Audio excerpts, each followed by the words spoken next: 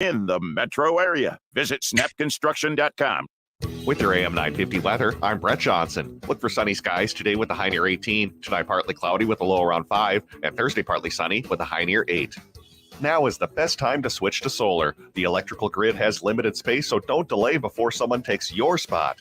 If you'd like to learn if solar is right for you, check out All Energy Solar's free winter webinar series. Visit allenergysolar.com/webinar to register for an upcoming event. Portions of the following program may be pre-recorded.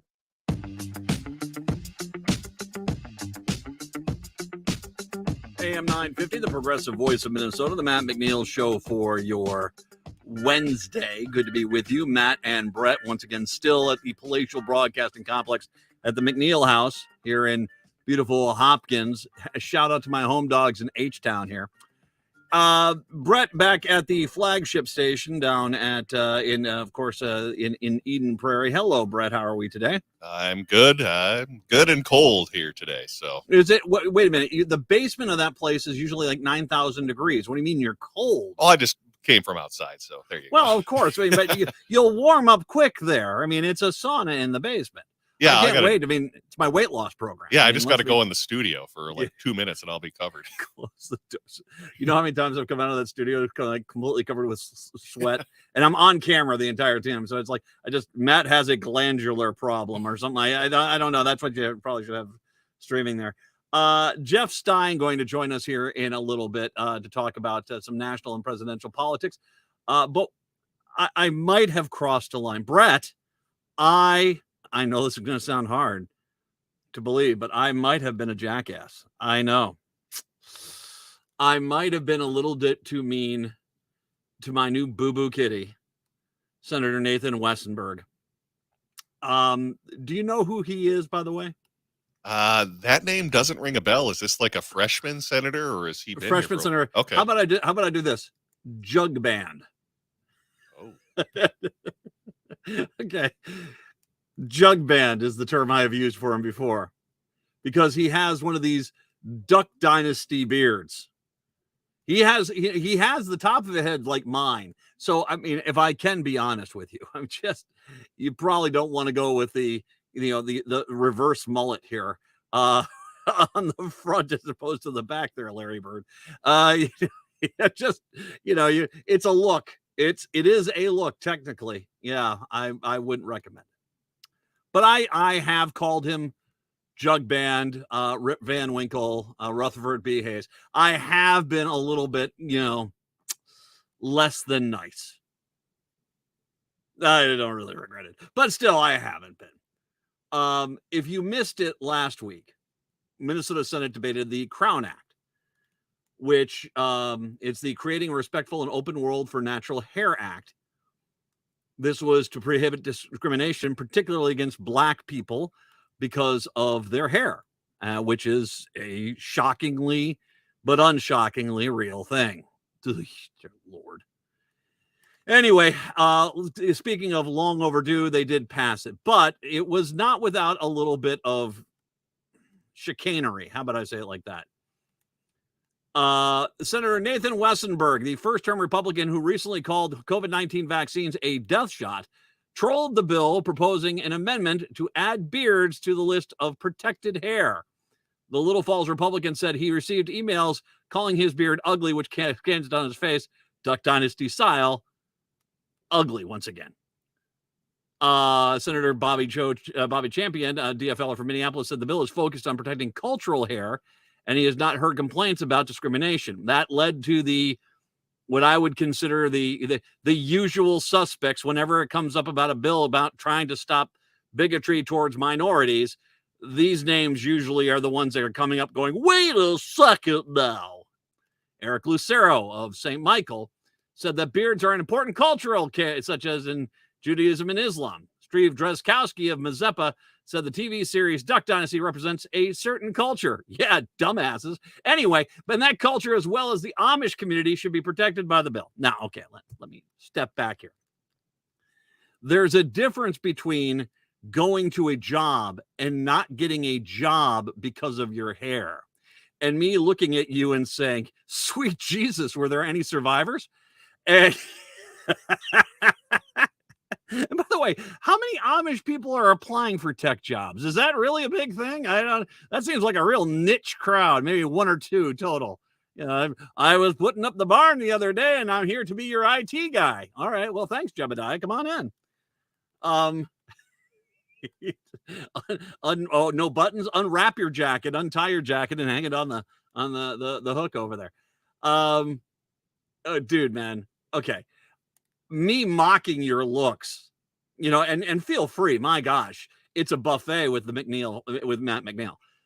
But that's not discrimination. That's just observation and personal opinion.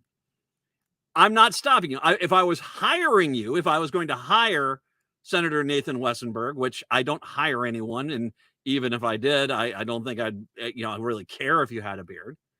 But if I did hire you and I say you came to apply for a job with me, and I said, well, I'm sorry, I'm not going to hire you because of your beard. Well, that would be discrimination. I mean, Brett, are you following this?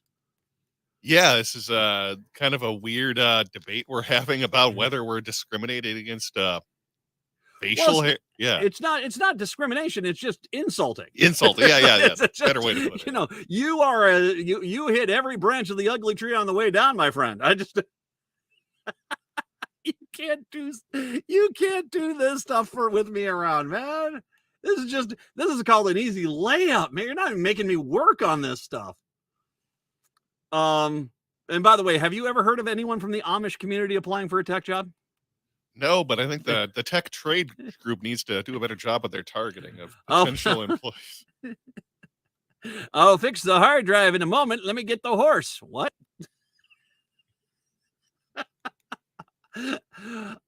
Needless to say, people saw through the shenanigans. Boondoggle. That's your standard Minnesota legislator word, boondoggle. His amendment did not pass. The bill did pass 45-19, but I want to remind you, 19 people voted against preserving the rights of people to not be discriminated against because of their hair on job interviews, college applications, that sort of things. 19 people did not think this was an issue. Oh, God. Anyway, back to my point. I might have been a bit of a jackass because of me constantly insulting Beard Boy over there, Drunk Santa. You know, where else can I go with this? I mean, I don't want to call ZZ Top because ZZ Top's a cool band. I mean, well, Velcro Fly ZZ Top wasn't that good, but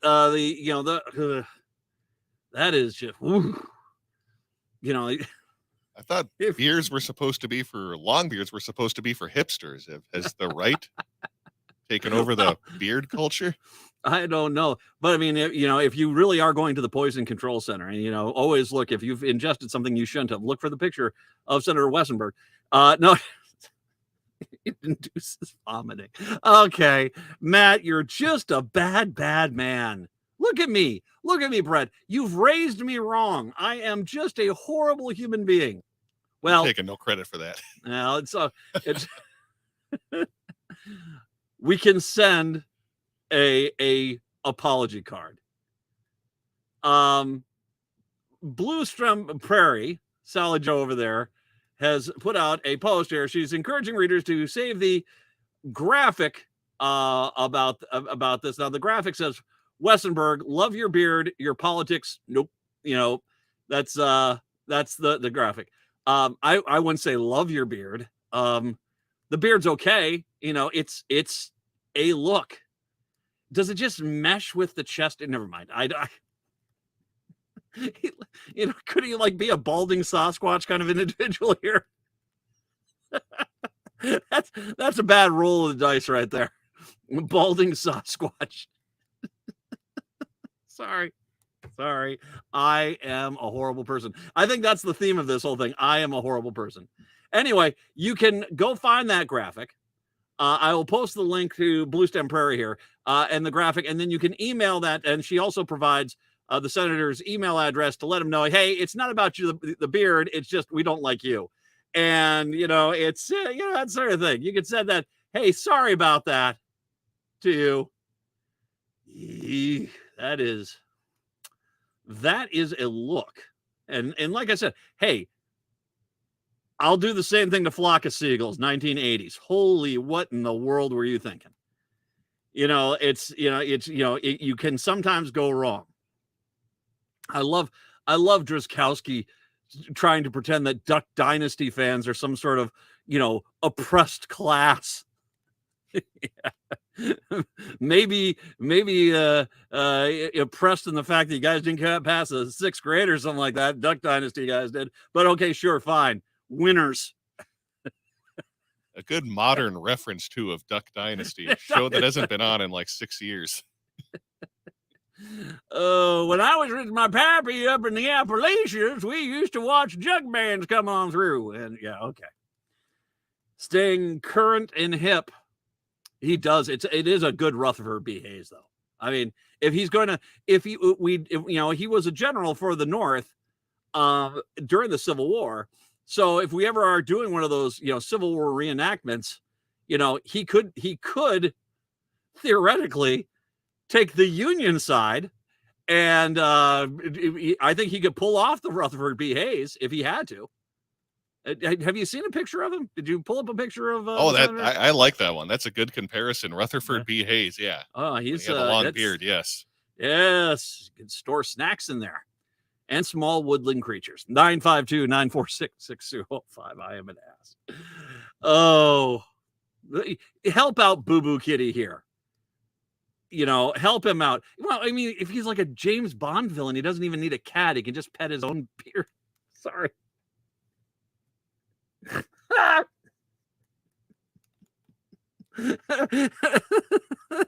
No, Mr. Bond, you're going to die. See, this is called mocking. This is insulting. This is not discrimination. I'm not discriminating against you because I don't really have any power over you. Thank God.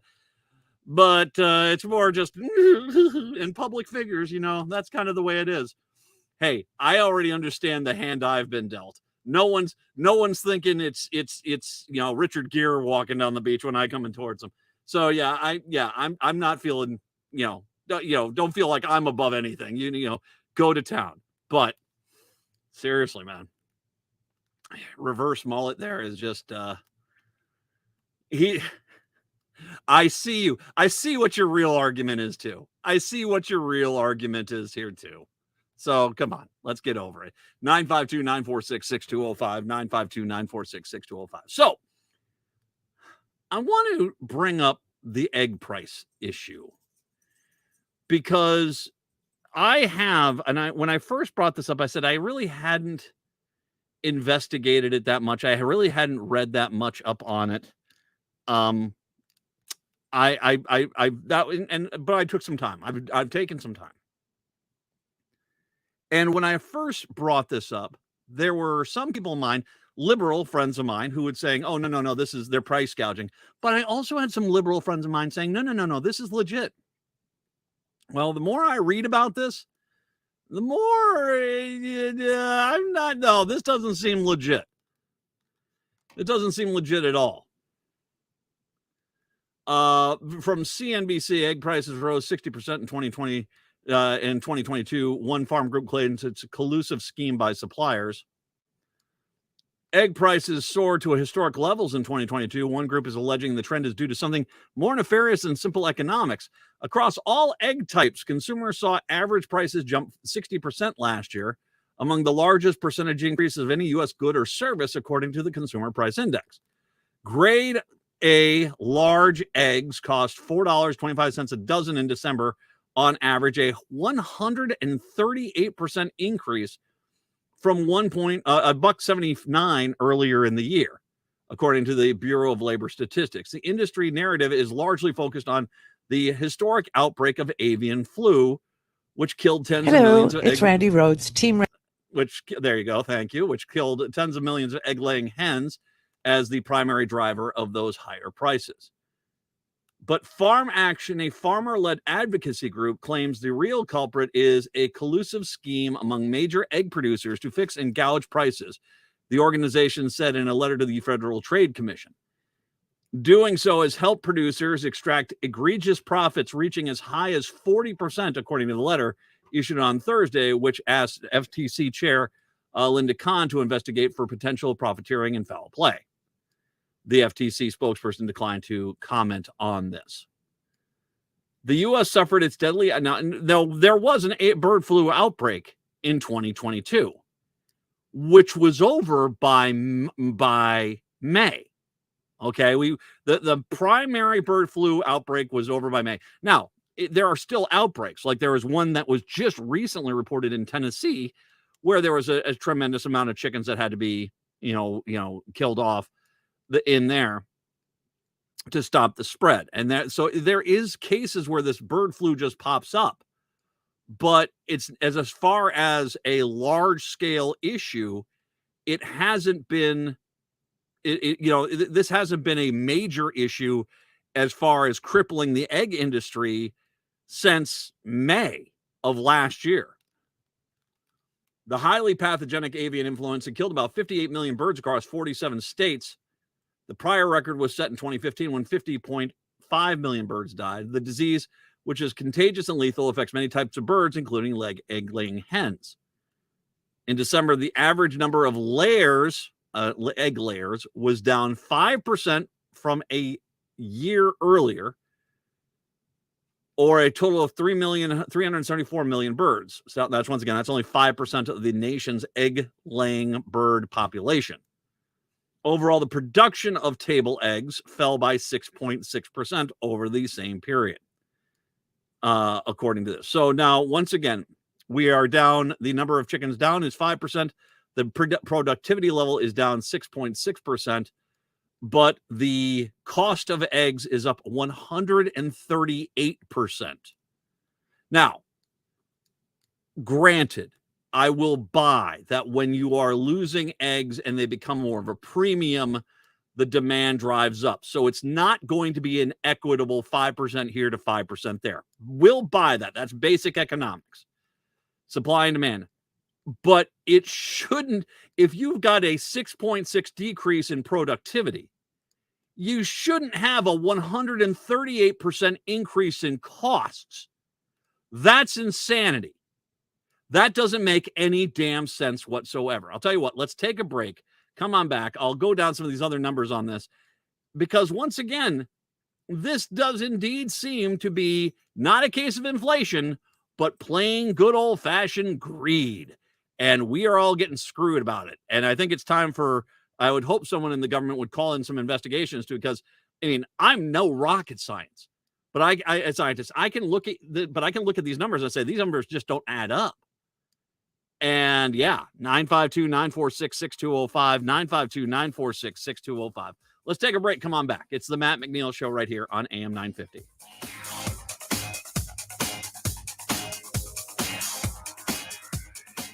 Hey, it's Tom. Many local utility companies and cities have recently renewed incentives for installing solar panels in 2023. This is great news for people looking to go solar, but the electrical grid can only handle so many systems being added to their current infrastructure. The electrical grid has limited space for connecting solar energy systems, so it's important to secure your place on the grid and go solar before someone else takes your spot. All Energy Solar is hosting a winter webinar where you can learn more about local solar incentives and electrical grid congestion. These webinars are free and open to the public, no matter if your property is residential, commercial, agriculture, or even something else.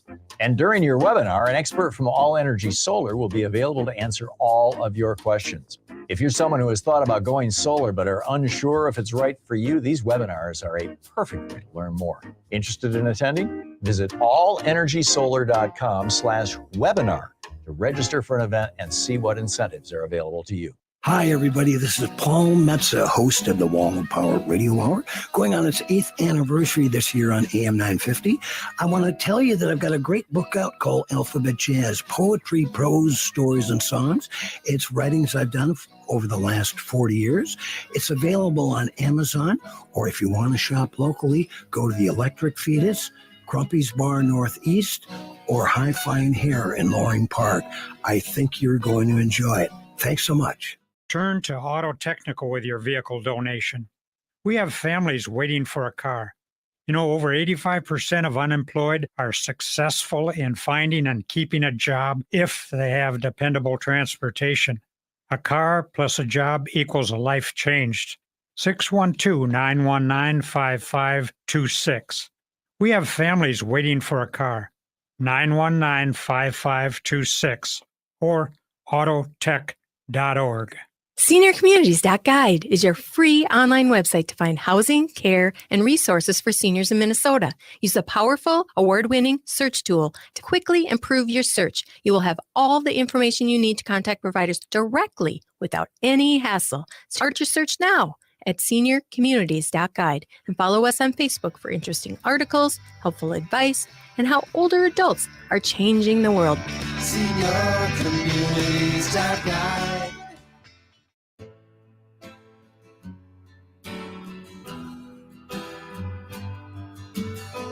AM 950, the progressive voice of Minnesota. It's the Matt McNeil Show.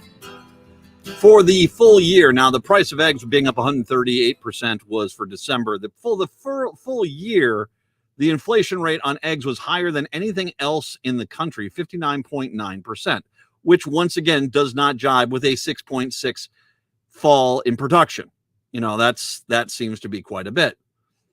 Contrary to industry narratives, the increase of the price of eggs has not been an act of God, it has been simple profiteering, says the group that's challenging this.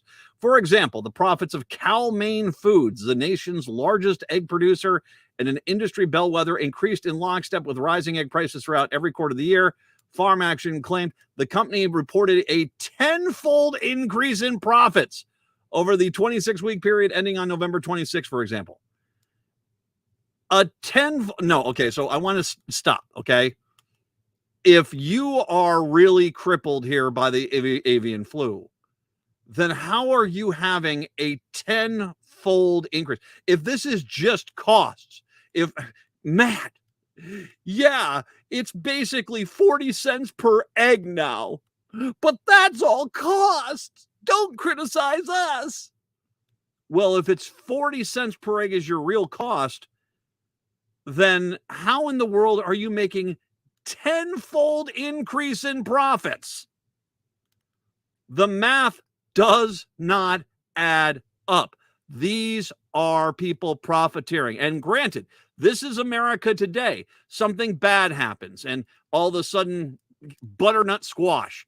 Two large farms of butternut squash in California get hit by rains and they're gone. And all of a sudden the butternut squash industry looks and says, time for our executive bonuses, and drives the price up. But this is obnoxious.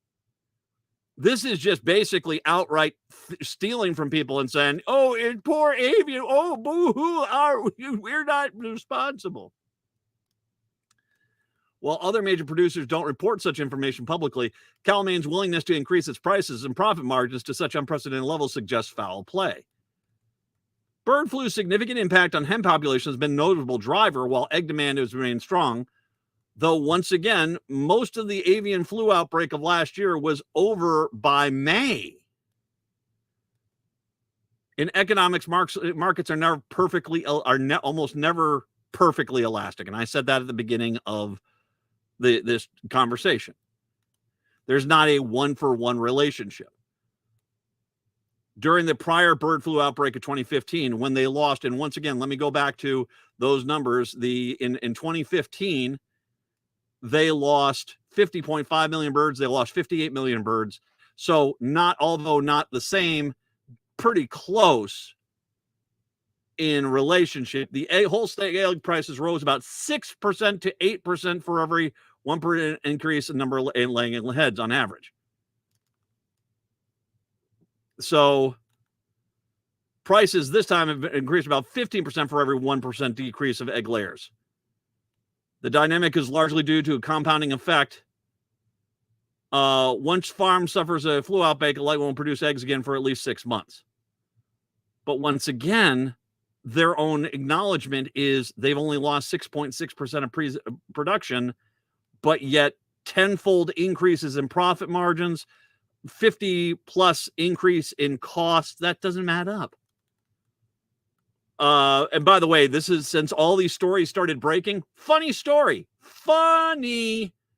Wholesale egg prices have declined about $3.40 to about $3.40 a dozen as of Friday, down from 5.46 around December 23rd.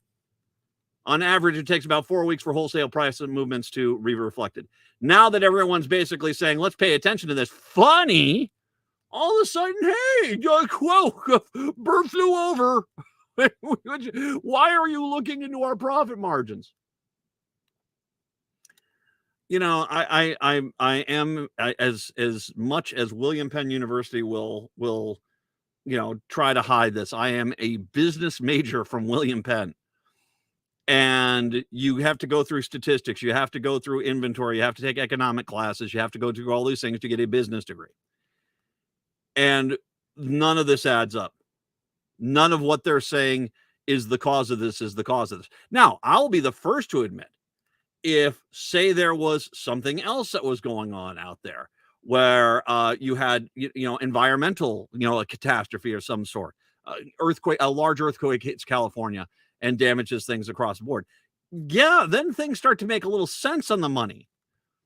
But this is, I think, the new American business model, and this is what is somewhat terrifying, is it seems that you try to find a small ripple of an issue, jack up your prices, exponentially to where they're much, much higher than they should be, blame it on the small ripple, and then only when people start saying, wait a second, this doesn't make any sense economically, all of a sudden, hey, well, thank God that crisis is over, after these guys have pocketed tenfold profit margins under a supposed crisis year.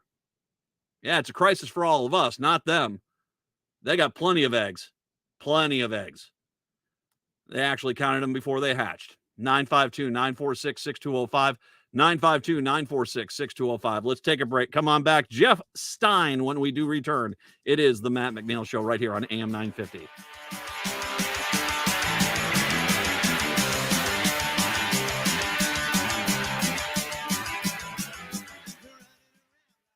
We talk with LGBTQ guests about the queer books that saved their lives. On our next episode, we chat with Nancy Agabian about the book In the Dream House by Carmen Maria Machado. It is a memoir about an abusive relationship Carmen had with an ex-girlfriend. Nancy shares how In the Dream House saved her, and then we meet Carmen to discuss the writing of her memoir and how it was like passing a kidney stone, something she needed to do to move on. Listen to This Queer Book Saved My Life every Saturday morning at 7 a.m.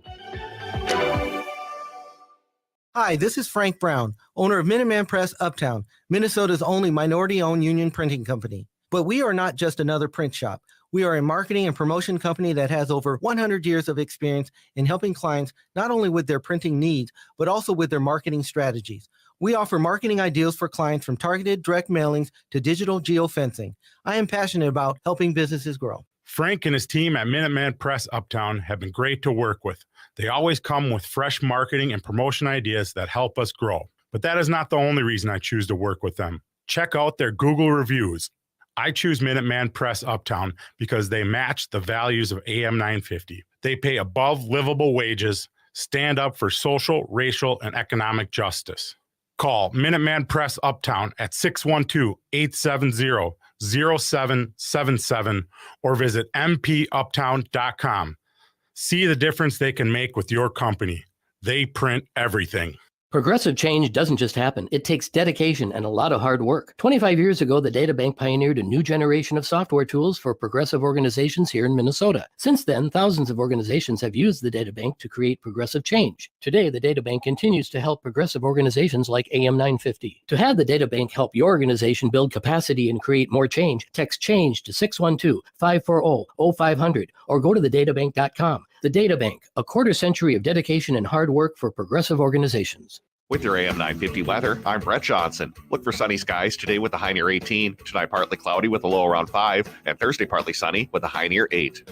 Cafe Latte is a hot spot for American eats and house-made desserts in a cafeteria-style setup plus a pizza and wine bar. Cafe Latte believes ingredients matter, so that's why they never use artificial flavors, colors, or preservatives. Dine in at the restaurant off Victoria and Grand in St. Paul or place a takeout order at cafelatte.com. Jeff.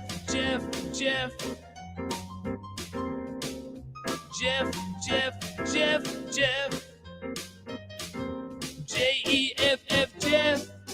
J-E-F-F Jeff. J-E-F-F Jeff. Jeff. Jeff Stein is our national and presidential expert, noted author. You can find his books over at Next Chapter Books, totallyiowa.com. The Iowa Politics Report and the Iowa Business Report come to us from KXEL in Cedar Falls, Waterloo, where Jeff is at today. Hi, Jeff. Well, are you there? I actually are. I are right here. And You as are right there. As folks see on the stream, I've got logos all over the place because we're nothing if not full of self-promotion. Oh, it's one way to go about it. Let's not brag, Jeff. I don't know that I'm bragging. I'm simply promoting. I didn't say it was a good thing that I was here, but here I are. Speaking of here we are, Marjorie Taylor Greene, called the Speaker of the House the B word, and talked about violence against her. Representative Gosar shared a violent assassination video against Alexandria Ocasio-Cortez. That is why those two House reps were punished. Mm-hmm. Republicans, and you see a few like Nancy Mace and stuff who are like, okay, guys, do you really want to start going down this? Yeah. They have been somewhat hesitant because the Republicans want Ilhan Omar, and they're in the process right now. I don't know if it's officially done yet, but they're in the process of trying to vote to remove Ilhan Omar from the Foreign Affairs panel, saying she's disgraced us and all these things. Maybe the same party that basically has had actual Nazis run as Republicans, now they're saying they're disgraced by this. The precedent is here, and you can't go back. I mean, you may disagree with removing of Greene and Gosar, but it's not like they didn't do things that warranted reprimand. This is, we don't like your politics, so we're going to take you off this panel. And that presents a very new path for the House of Representatives, which I'm kind of hoping, frankly, the Democrats, all right, fine. We don't want Jim Jordan on this board. I mean, when they take control again, which they will, I think it's going to be, I think it's a free-for-all. You start yanking people off and put them all on the heating and lighting committee of the Capitol. That's the only committee those guys can be allowed on. That's a very important committee. Let's not underestimate the is. power of heating and lighting, because where would you be without either? Now, there's retribution and there's opening the door to problems down the line. In other words, the eye for an eye is one thing. I don't think it's a great idea, but it's worse when you then take it to next level. So, for example, McCarthy promised he would get these folks off committees. In particular, also Schiff and Swalwell. He had the right to do that with regard to the Intelligence Committee. He could simply block them, and he did. Because that was, and by the way, we should just mention, because he can do that with certain committees, that he has the ability himself to dictate the makeup of that committee, but not the one that Ilhan Omar's on. That has to be a full. Exactly. And so this is where there's the potential for, heaven forbid, compromise and a happy medium. McCarthy can say, I have now gotten retribution, if you will. I have now shown them what it's like. And so I'm removing those two from Intel and just leaving it alone, because I don't think they're going to get the majority. I don't think they're going to get 218 votes to unseat her from a committee because of the things that you've already mentioned. You've got a number of Republicans who have already said it's a bad idea. Last I knew, they didn't have the votes. The only thing worse, the only way they could make this worse, is to not have an accurate vote count. Take it up for a vote, big splashy show, and then go down in flames. And I'll tell you something, this is something that I learned during the debacle concerning selection of a speaker. I hadn't paid any attention, but it was mentioned in much of the coverage in mainstream media that the reason why there was such a hiccup on that Friday night, recall when 14th vote failed and they were going to adjourn for the weekend, the whole bit, they didn't count correctly. They thought they had some fudge in there and they didn't. And it was pointed out that this was the problem of the Republicans back when they had control of the chamber before, and certainly in the minority. The whips, who they have one job, count votes. One job. And they were notoriously bad at it. Scalise was bad at it. Now it's Tom Emmer. He lobbied hard for that position. Miscounted. That's why Emmer was sitting next to Matt Gaetz and Lauren Boebert, because it's like, this is not the math I had. This is the problem that they have. If they're going to put it up to a vote, then they better double darn be sure that they have the votes, and it's not their strong suit. And so they are setting themselves up, Matt, for a colossal failure and defection of their own side on an issue that is not that important. You want to do this on debt ceiling? Different issue. Something that really has some impact. This is going to be seen as petty, especially if it fails. Well, and by the way, Biden's going to absolutely school McCarthy on debt ceiling, but McCarthy's dumb enough to go down and take hold the gun to his own head. The interesting element of this, last night, Green might have admitted the truth. George Santos admitted yesterday, I'm going to pull myself off all my committees as this. This was the moderates' main concern. You want me to pull Ilhan Omar off this committee, and you're putting George Santos on committees? Right. Johnny lies every time, and a guy that clearly has a lot of financial questions that need to be explained. Johnny lies every time? Is that a hyphenated name? Is that one of his students? You'll have to ask him. Was that the name he used while dancing? Johnny lies every time. All right, that's Portuguese, interesting. I believe. Yes, there. Portuguese, great, and so he was a farmer in Brazil. That's tremendous. But notice this came after a meeting with McCarthy, didn't it? Yeah, he met with McCarthy, and then he came out afterwards. And McCarthy said that he voluntarily pulled himself off these committees. But Marjorie Taylor Greene made the point. She said, "Oh no, he was pulled off the committees, and this was to get rid of the people who were against removing Ilhan Omar because George Santos is still on committees. That's at least the hope." He definitely, McCarthy is really desperate, and he is having to pull out everything to get even minor victories at this point. And this is part of the growing pain. This is part of the problem with a small majority. Nancy Pelosi had the same small majority, but she knew how to handle it, and they had whips who knew how to do their jobs. And the Republicans don't have that yet. It's not a lost cause. They might later. But of course, Santos went into the meeting full of bravado, and McCarthy said, okay, don't make me remove you, but you won't be on committees by the end of the day. Oh, well, I guess my way out is to take the high ground and voluntarily step down until I can clear my name. We all know that's how it went down. The fact that she admitted it, that's great. But I mean, the bottom line is we all know that's how it went down. We all know that McCarthy can't afford to have Santos removed or to have him thrown out of office. They can't get rid of him because he needs that vote. Santos is, I haven't looked this up, and maybe you can do this because you have an extensive research team at the Matt McNeil Show. I'm wondering, how long do you have to serve as a member of Congress before you get the pension? I think it's literally instantaneous. And the reason I can say that, I could say that is we just had in Minnesota, we had a senator that was up. It was put in there with like 2 months left to go, and I believe that pension kicks in right away. See, and I wasn't positive, but that was my thought, because he's going to hang around long enough. If he gets tossed on his ear tomorrow, okay, 1 month anniversary of being in office. Congratulations, you've been here 30 days. If he vests in a pension for that, holy cow. I mean, that's the only reason to some degree I can imagine him holding on, other than McCarthy needs the vote at this point and is hoping for some attrition on the other side to even it out. But you hold on for the pension, which is another issue, isn't it? Should somebody like him, who serves 30 days or gains office through manipulation at the very least, should he get a full pension for that service? Yikes. I think you should be able to revisit that on guys that become lobbyists and clearly, sacrifice their role to represent their constituents for a corporate paycheck. I think that, I think you should be able to revisit that pension issue. Now, that is the technical definition of the slippery slope.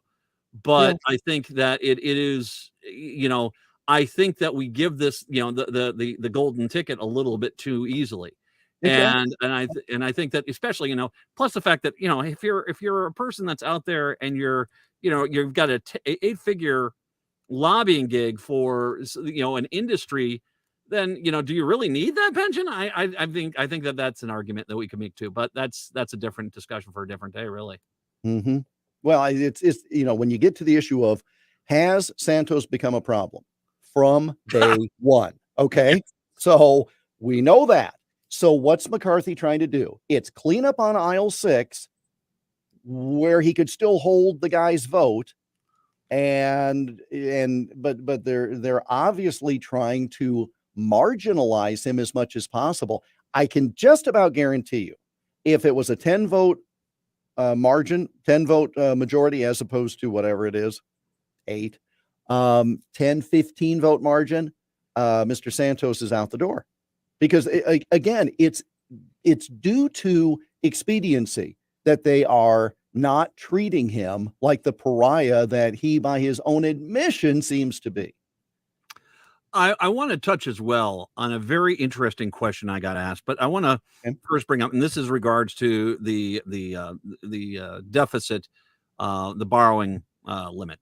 Mm-hmm. And there was very interesting stories. There's a lot of Republicans that seem to be dumbfounded when you remind them the reason why the deficit is so bad is the bill that Trump passed in 2018, which basically cavitated the deficit, which they said would not happen and did. And they keep getting asked, well, why don't we just undo that? That would be $3 trillion worth of savings, or excuse me, $7 trillion worth of savings instantaneously. And they kind of just stare at you like, you can't do that. They're this whole deficit, the deficit, the debt limit that they're up against.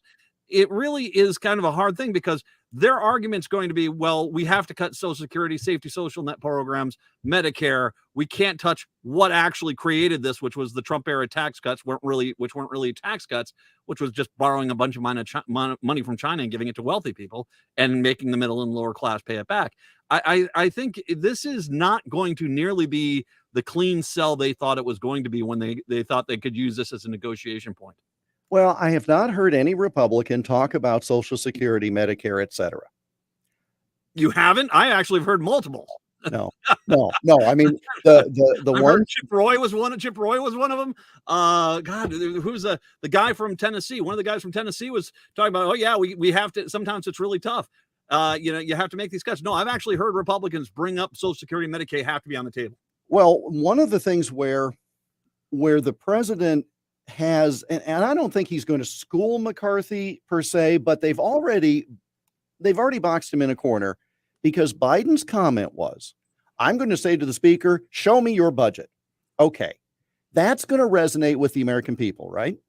Because it just makes sense. It is so far premature to say, show me your budget. And Biden knows that. But what it does is it forces McCarthy to say, well, we don't have our budget yet. Well, then how do you come to me? I mean, it's a trap, and McCarthy walked right into it. Okay. Well, but can I tell you that they did Mark Dayton did the same thing up here in Minnesota when the Republicans were saying we need to cut. Dayton went out to the front of the Capitol, put the budget down, put a highlighter on it, and said, circle what you want to cut. Sure. And no Republican wanted to touch it because they don't want to tell you what they want to cut. Well, the idea of the quote federal budget, again, you're so far advanced now. Now, is it appropriate to say, what specifically do you want to cut? Yes. But when Biden says the budget, I mean, he knows it's a straw man, and McCarthy walked right into it. But this is the problem. The Republicans on the whole are behind the concept of cut wasteful spending. Okay. No one is against anywhere. No one is against cutting wasteful spending. How do you define that? Oh, well, now that's going to be much more complicated. Well, there ought to be plenty of examples. If that's the horse you're riding into battle, you ought to have a dozen examples of the most egregious spending that no one in their right mind, would agree to. But he doesn't have it. Why? Let's go back to everything we've talked about for years. McCarthy's goal was to become speaker. He has already won, and he did it without having to take serious positions on any issues. He got to be speaker. That's all he cared about. And there's no policy behind it. And that's why they won't be able to coalesce behind a single plan. That's the difference between McCarthy and Pelosi. She at least knew what she wanted to do. McCarthy knew what he wanted to be. And those are wildly different things. Here's the question, and this is a good one. So if you we do do not say so yourself. Well, no, it was not. No, this is not my question. It was asking me, and I was like, wow, that's actually a really good question. Because otherwise I was going to say, let me ask you a really good question. If I do say so myself as the host. I came up with this miracle salad this morning. no, this one was asked to me. Right. This is one of those that was asked to me, and I stopped. I'm like, oh my God, that's a great question. So, okay, we don't hit the debt ceiling. We go into default. World economic crash, right? That's a very likely outcome that could happen of this. A massive recession or even a depression worldwide because of these clowns.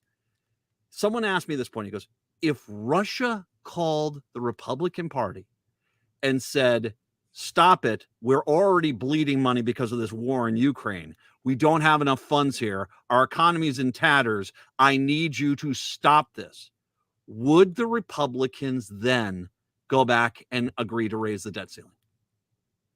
I don't. You don't think that Russia? I don't have any evidence that Russia is controlling Kevin McCarthy and the Republican leadership. I have no evidence of that, and it's pretty clear with some of the people on Ukraine. Yeah, it's pretty clear that there's clearly some connections there. But I mean, I think there would be an insane amount of. I'll agree with you about McCarthy. I don't know about him. But I would have to imagine if Russia said, hey, you guys got to raise this debt ceiling, you clearly would see Marjorie Taylor Greene for sure. Multiple others would come running out and saying, this has got to be raised. We're hurting innocent people because of this. We should just raise the debt ceiling. I think it would change the narrative. I think the bigger issue is if China just simply says we're calling in our notes. Yeah. Because forget the debt ceiling. And again, what someone who's far smarter than me has opined is that it's not the debt ceiling that we should be concerned about. It's the debt that we should be concerned about. And you might say, well, potato. No, because when here's your credit card, Matt. It's got a $5,000 limit and you've run it to the max and you want a higher debt limit. All right, let's go to 10,000. And then you run it up to 10,000. Doesn't matter what the ceiling is. It matters what the debt is. And so I don't care what gymnastics they go through to raise the ceiling, but we all know that they're raising the ceiling so they can raise the debt. And here we go again with the Fed, another quarter point. Now the interest on the debt is going to be even more of a burden. And so there's a broad conversation that needs to be had. And we don't want to talk about the fact that if China just simply pulls the string and brings in all the notes, we're sunk. That's all there is to it. 30% of the national debt is directly due to Donald Trump, and no Republican had any problem with it when he created it. Not one single problem. And by the way, the deficit fell by $1.4 trillion under Joe Biden.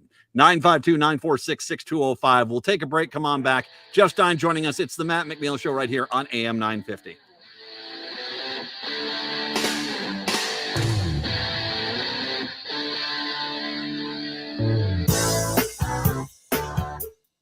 If you're looking to save money on your home or building improvement project, check out Better Futures Minnesota's reuse retail warehouse in South Minneapolis. We carry salvage building materials such as cabinetry, flooring, plumbing fixtures, appliances, lighting, and more, saving you money and saving the planet by keeping these items out of the landfill, by giving them another life. Selections change daily, and we also take donations.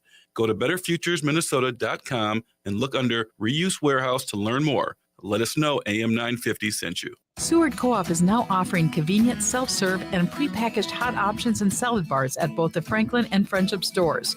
Breakfast items available daily until 11 a.m. and brunch served all day every Sunday. Their weekly lunch and dinner menus highlight cuisines from around the world. They offer vegan, vegetarian, and gluten-free options daily. 95% of the ingredients used are organic from small-scale, local community food producers whenever possible. More at seward.coop. With the colder weather here, now's the time to get yourself a vehicle that can handle the winter roads at Rudy Luther Toyota. Rudy Luther Toyota has fantastic models that can tackle Minnesota at its blustery worst. The RAV4, Highlander, Land Cruiser, Sequoia, and the Corolla Cross, all of them give you the safe drive you're looking for. And the Sequoia, Highlander, and RAV4 all have a hybrid model. If my Toyota Sienna minivan tackles the snow like a pro, their entire lineup can handle the task with ease. Test drive a Toyota today at Rudy Luther Toyota, 169 and 394 in Golden Valley. Hi, this is Kirk Dugwall with the House Geeks and host of the Twin Cities Real Estate Show here on AM 950. Why do our listings sell for 9% more than our competition? Because we not only know how to market houses, we know our local market and how to leverage it. If you're thinking of selling and would like not just a market analysis, but a House Geeks total market overview, then give me a call at 651-303-0019 or find me online at housegeeks.com. AM 950, the progressive voice of Minnesota, the Matt McNeil Show. Jeff Stein joining us today. Nikki Haley, the former governor of South Carolina, ambassador to the UN, has jumped into the 2024 Republican presidential nomination. First of all, Jeff, I know you, I think, do get a little bit better view of the Republican fan base than I do. That being said, do you see anything that tells you the day-to-day Republican voter has turned away en masse to where Trump has no chance in winning the presidential nomination if he's the running? Because from my perspective, I see him clearly as still the front runner. There's absolutely no question. He is still the front runner, and there is no close number two. The fact that she is willing to jump in this early is interesting because Pompeo's on a book tour and he'll be back in Iowa. Tim Scott's coming to Iowa next month. I mean, Kristi Noem knows her way across the Missouri River. There's a lot of people who are stirring it up. Hence, I mean, these are the people who are the likely suspects.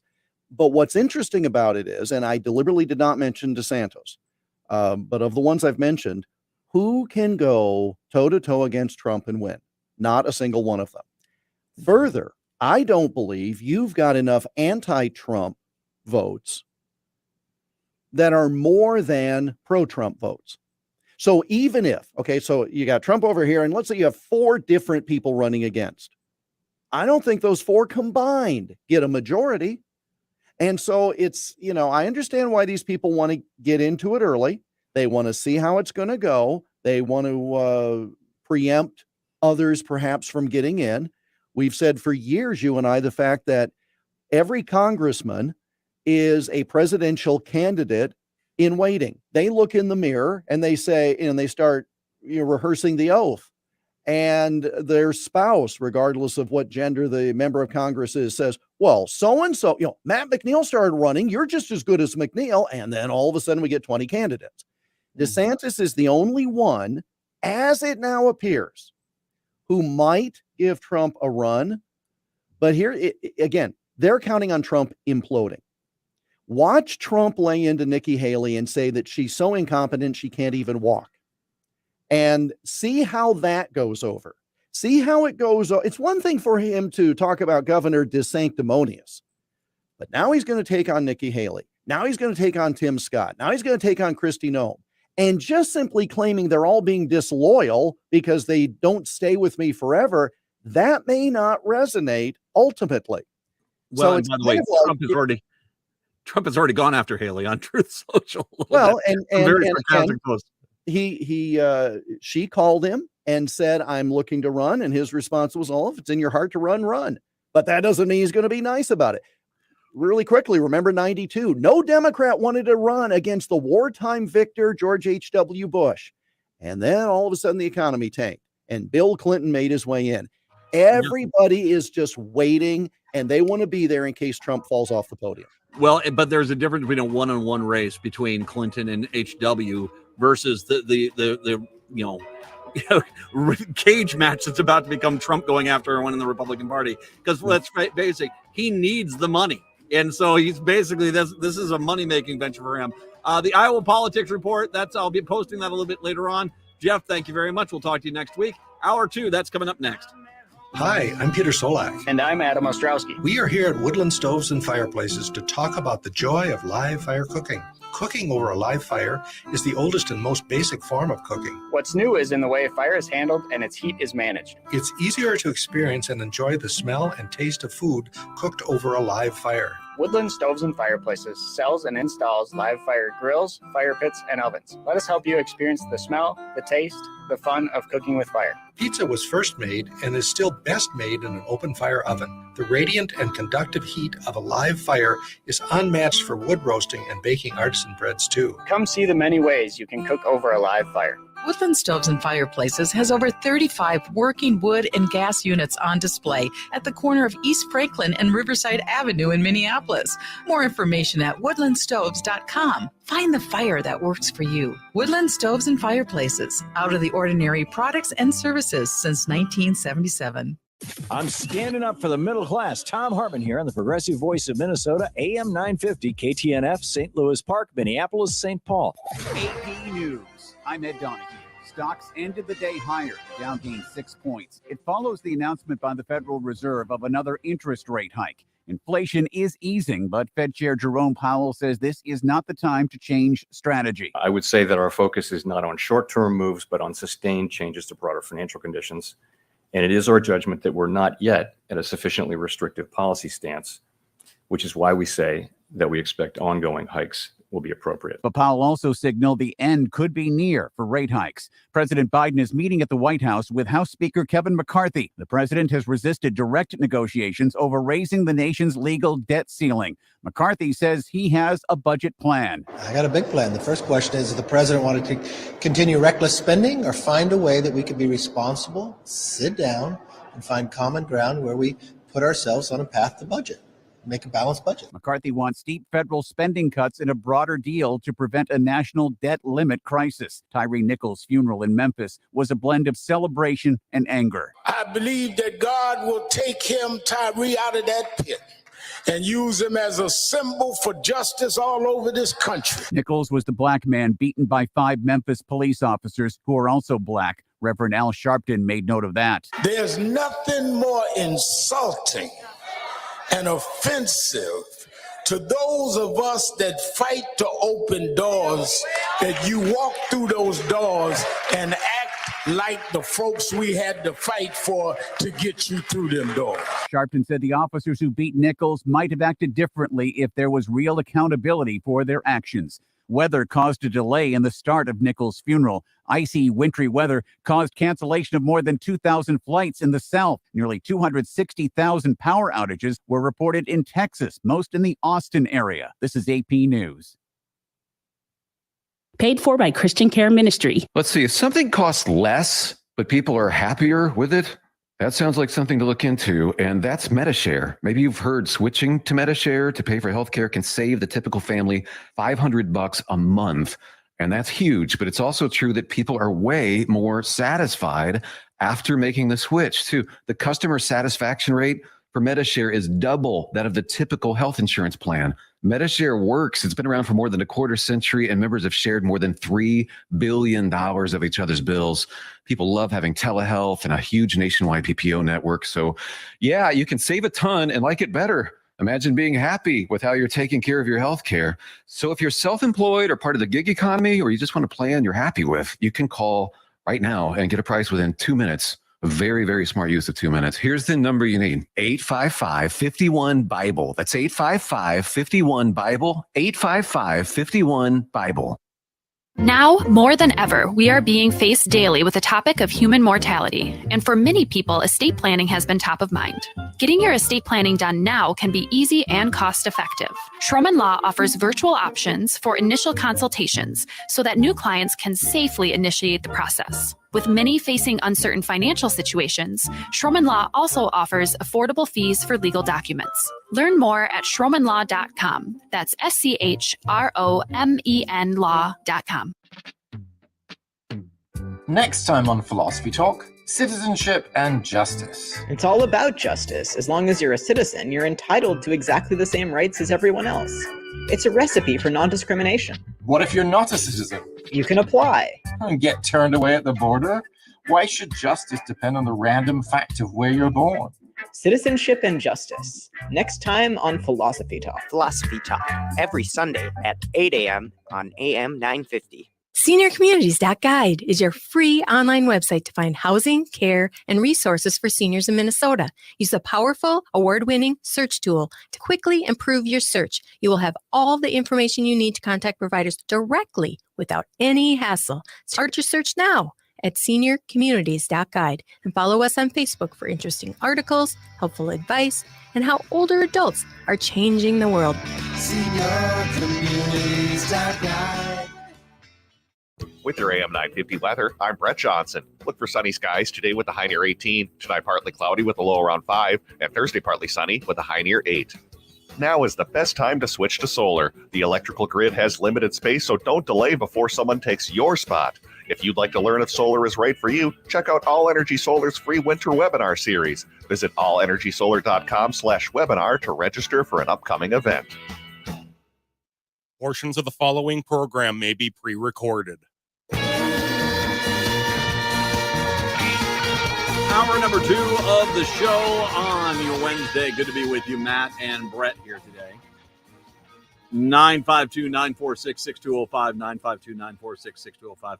I'm not going to spend it. I'll let you say anything you want to.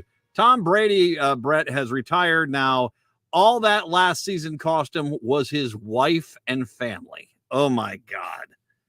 Yeah. Not the smartest decision I've ever seen. No, well, he made some good money this season, but yeah, certainly came at a cost. Kind of see it coming when he was going through some personal issues throughout the season. A lot of those are being alluded to. So I think he's done this time officially. Well, it's, seriously, your marriage, your wife meant less to you than what were they? 7 and 8 season? Were they 7 and 8 on the year? 8 and 9, I believe. Or yeah, 8 and 9. They made it as a losing record. Yeah. They had a losing record, got blown out in the first round at home. Yeah, and that's what you gave up your marriage. Well, good luck with that. I hope that money keeps you warm at night. Well, but I imagine he'll say it does, but at the same time, yeah, lost. Needless to say, you guys stick around here because we got a ton of music stories that are out here in the music world. I got to start off with one sad one here. Minneapolis-based hip-hop artist and writer Mike Dreams has died, according to tribute shared Wednesday within the local arts community. He was 34 years old. Born Michael Alexander Hanna, he grew up in South Minneapolis, began performing at his community events. His talent shows when he was 8 years old, according to his First Avenue performer bio. His older brother's murder in 2006 inspired Dreams to begin writing and performing his own music during his senior year of high school. Had a fairly successful career. Not quite sure what happened. Hannah posted on Facebook in January he'd been struggling with health issues, saying he was bedridden for much of November, checked himself in the hospital, having been unable to walk. His cause of death has not been revealed at the time. So obviously it sounds like, I'm going to guess a longer term health issue, but very sad. 34 years old, Mike Dreams passing away.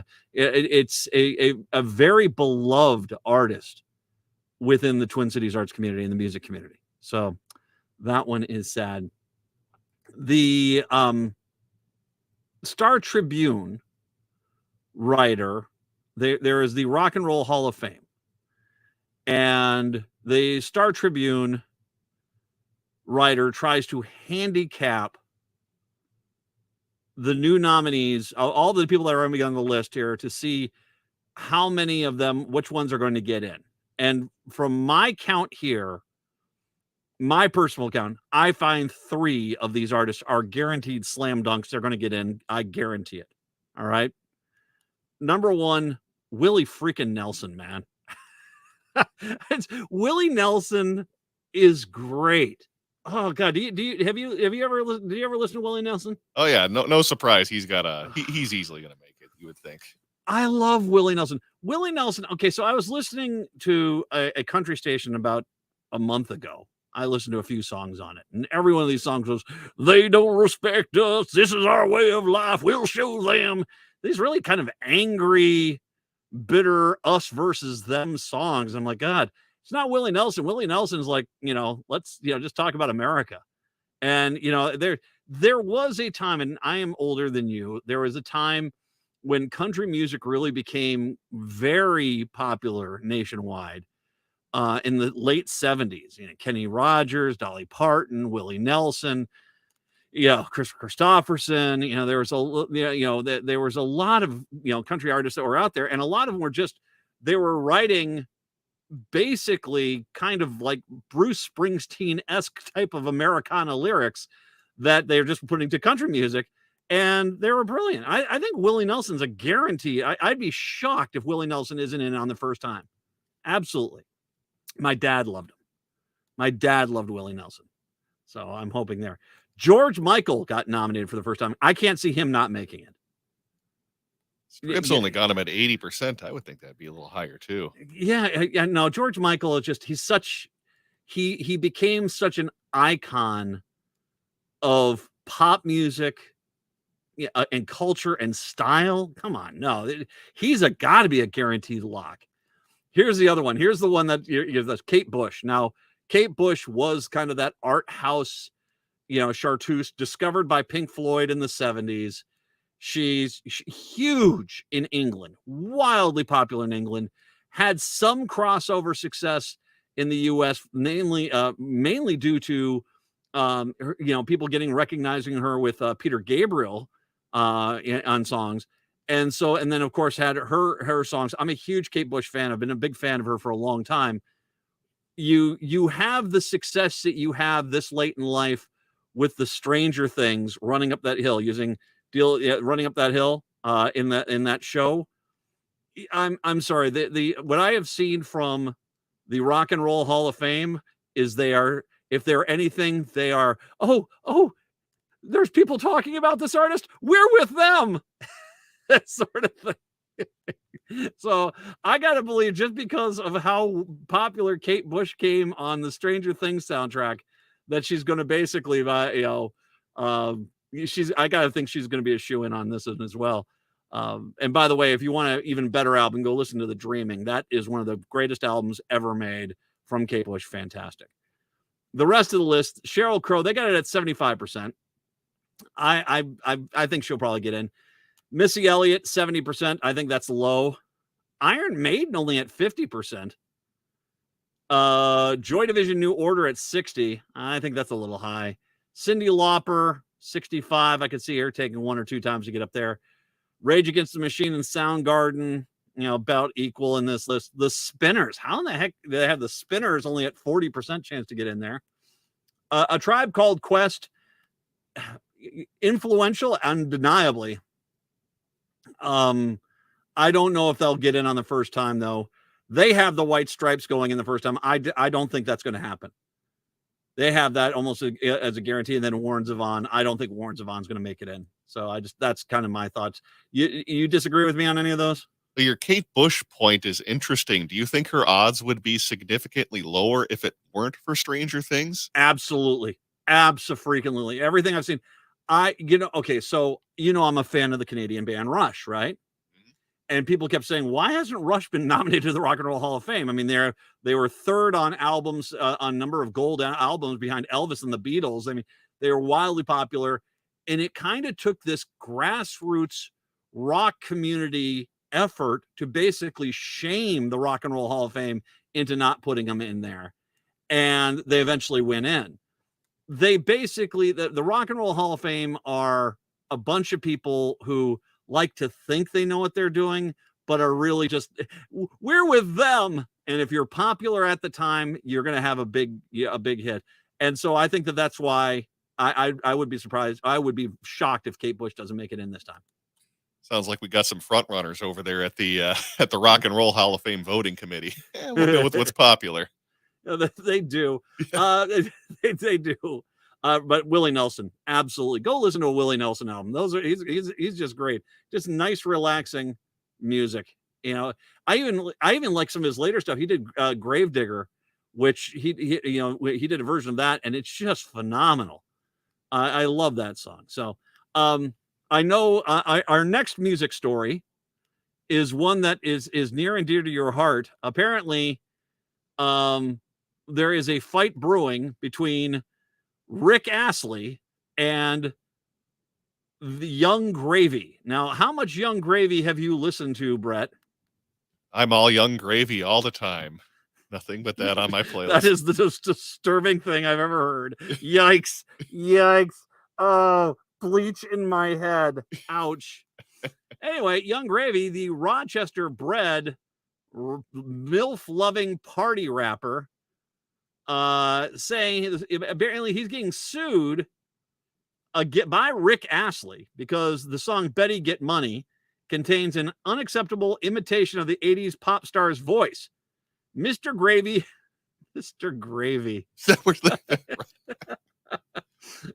I guess what else do you put in there technically if you're the writer of the article? Mr. Gravy secured the rights to interpolate the music from Ashley's Never Going to Give You Up. That's the right to recreate the music, which is much easier permission to secure than the right to sample the original recording. Astley is alleging that the vocals on Young's track infringes on his right of publicity, an expansive right that protects the individual's name, likeness, and identifying characteristics, in this case a voice, from being used without permission. Now, once again, it's not him, but it is someone, so he can recreate it, and he didn't like the fact that, I guess, that the guy that recreated it sounded like him. Not every state has a right to publicity law. Prince's estate lobbied to pass one in Minnesota, but the legislature demurred. The music industry is watching the case closely because if Astley wins, it could signal either a new way for older artists to protect their rights, or B, another way litigation is limiting the creative rights of newer artists. Either way, it is Young Gravy versus Rick Astley. And finally, in your music news, we've saved up the stories. Actually, these are all from today. And I got to tell you the truth, this is the one that's got me the most excited. Snoop Dogg and Master P are teaming up for a line of cereals to be made by Lakeville-based post-consumer brands.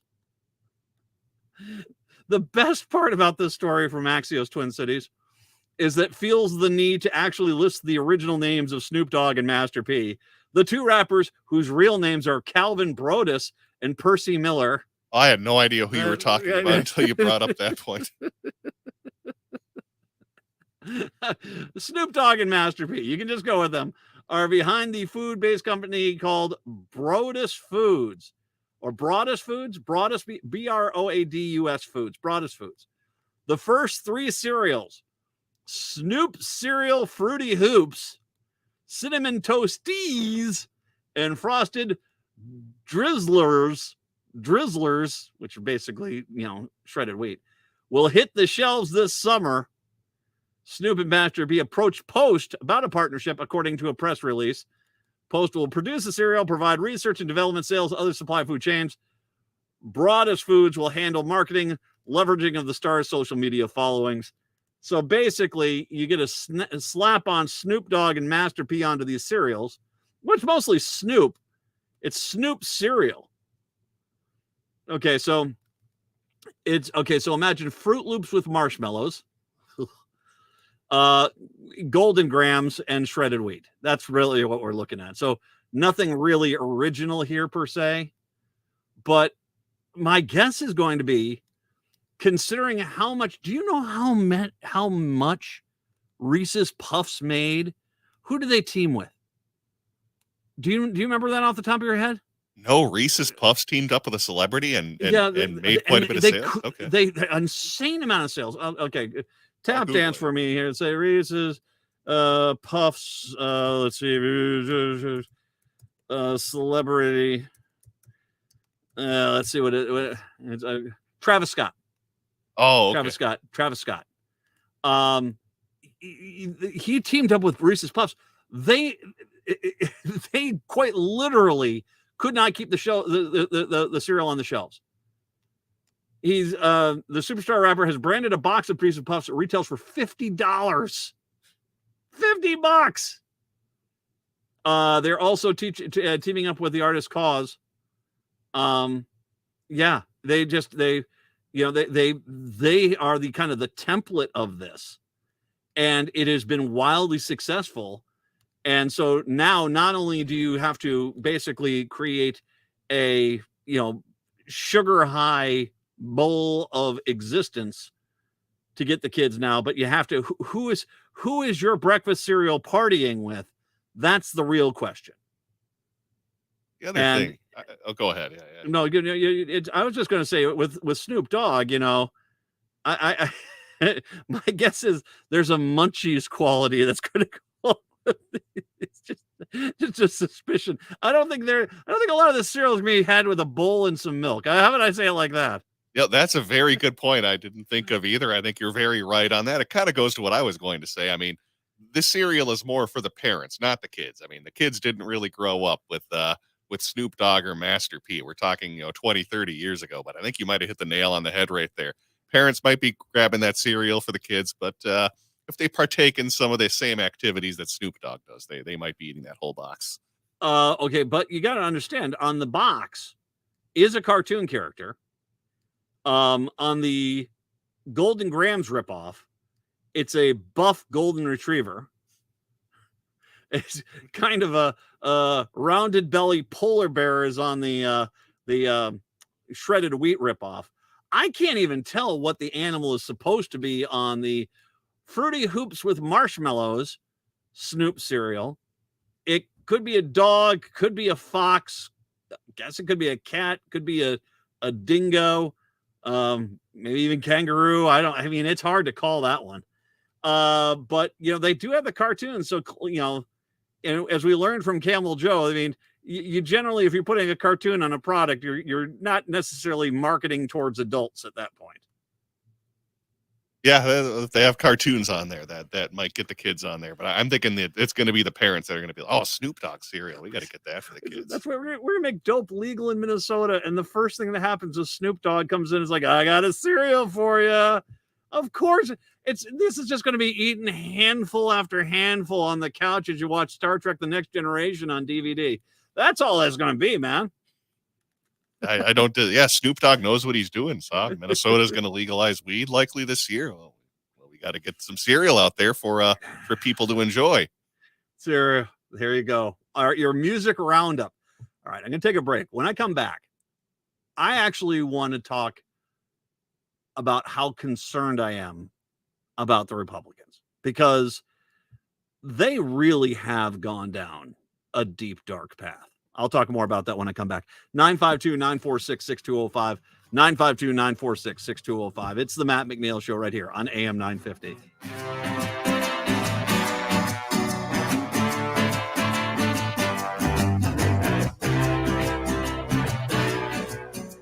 The days are growing shorter and temperatures are getting colder. You know what that means. It's time to plan your unforgettable Eagle viewing trip with the National Eagle Center. Spend a Saturday afternoon with the experts viewing bald and golden eagles in the heart of Eagle territory.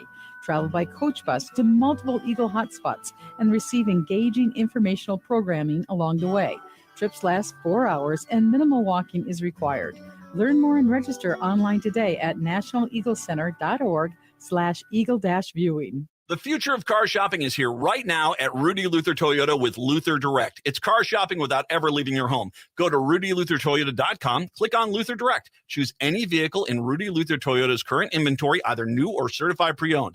Then find out what kind of value you can get for your trade-in, review a payment plan you qualify for, and then customize it, and then set up a time for Rudy Luther to drop off your new vehicle and pick up your trade-in. It's that simple. Your new vehicle without any of the hassle. Check out Luther Direct today at rudyluthertoyota.com.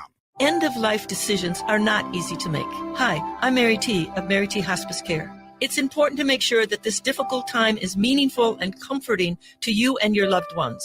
Our hospice team provides an individualized program of physical, emotional, spiritual, and practical care so your loved one is comfortable and not in pain. At Mary T. Hospice, we understand that choosing the right hospice care provider can be overwhelming, but we're here to assist you. Learn more today at marytinc.com. Hi, my name is Frank Brown, owner of Minuteman Press Uptown. As the only minority-owned union printing company in Minnesota, I believe in giving back to the community and standing up for social justice. At Minuteman Press Uptown, we understand Black Lives Matter and know love is love. We're active in the Twin Cities fighting for racial, social, and economic justice. We believe our employees are vital to our success. That's why we pay above living wages with benefits. This is Chad, owner of AM 950. Yes, we choose Minuteman Press Uptown because they share our progressive values. But what I've learned with my many years of working with Frank and his team is they are much more than just a print shop. They have helped us with creative marketing ideas and materials. The design team has helped us every step of the way in creating new material. They always come with fresh and unique ideas to help promote AM 950. Call Minuteman Press Uptown at 612-870-0777 or visit mpuptown.com.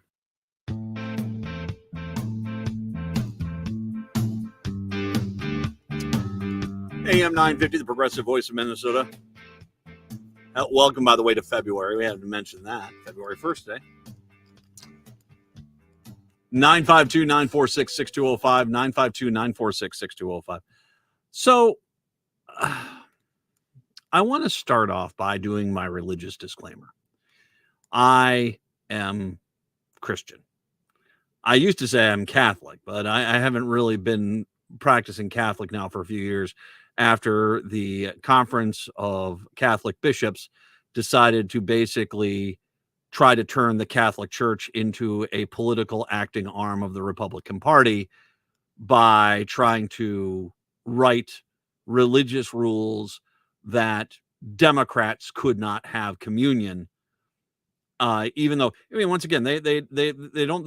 Joe Biden's only the second Catholic to ever be president of the United States, and the Catholic Church is going out of their way to vilify him and tell us that we should feel bad about him. And I know that they'll say, we never said anyone particular, but then the bishops would run out to the media in between breaks and say, my congregations want me to get that Joe Biden under control. And it was not a mystery of who this is about.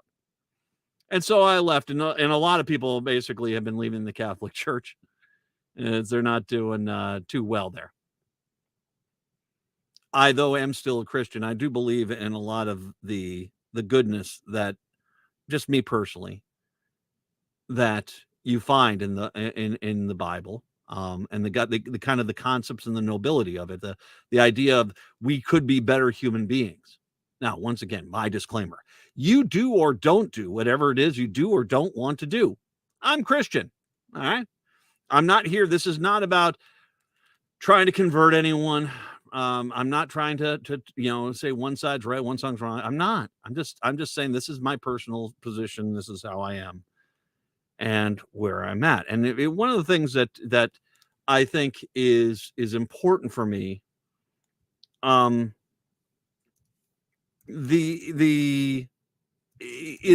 the way that the religion, the Christianity, it gives you very clear guideposts on what to do, of feeding the hungry, and feeding the hungry, taking care of the sick, taking care of the strangers from strange lands, that sort of thing. I was hungry, you gave me something to eat. I was thirsty, you gave me something to drink. I was a stranger, you invited me in. I needed clothes, and you clothed me. I was sick, you looked after me. I was in prison, you came to visit me. That is kind of that's the basics. Treating other human beings as human beings. What a concept.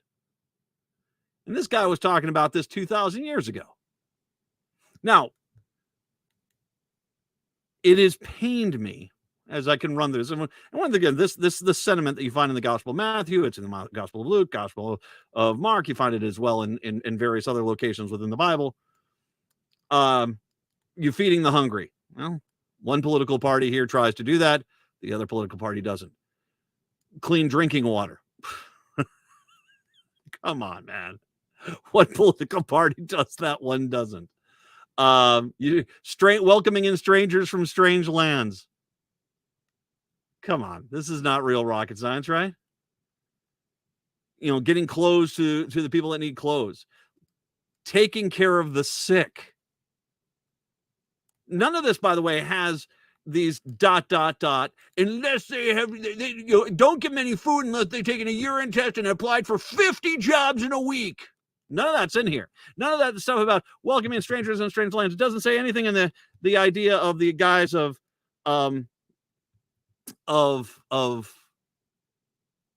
building a border wall. And if Mexico gives us any lip, it's 10 feet higher. Yay! Christianity. Not actually. No.